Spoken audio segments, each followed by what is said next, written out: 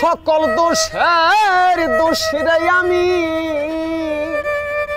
আমি কবু দেই না দোষ, তুই যে আমার আদরের মানুষ।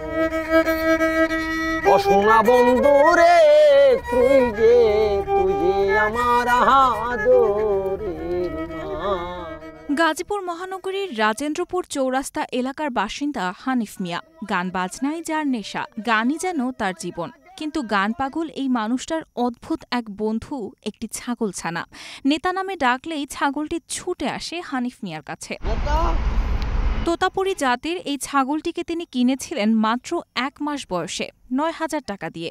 শখ করে ছাগলটির নাম দিয়েছেন নেতা। শ্যাম্পু দিয়ে করান গোসল, নিজের সন্তানের চেয়েও ভালোবাসেন তাকে। আমি আদর করে যত্ন করে আমার সন্তানের চেয়েও বেশি ভালোবাসি একটা অমূল্য একটা ছাগল রে।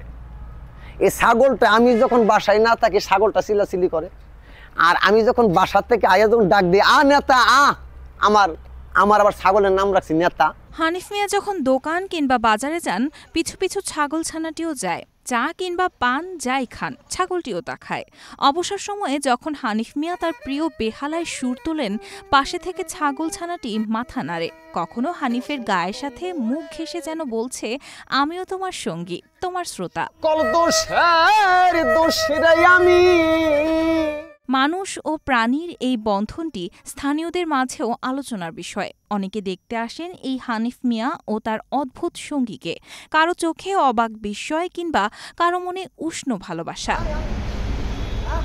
বেহালায় বাজছে মৃদু সুর, সূর্য অস্ত যাচ্ছে। হানিফ ও তার প্রিয় নেতা হাঁটছে পাশাপাশি, একজন মানুষ আর একজন পশু, যেন দুজনেই পরম ভালোবাসার বাঁধনে বাঁধা।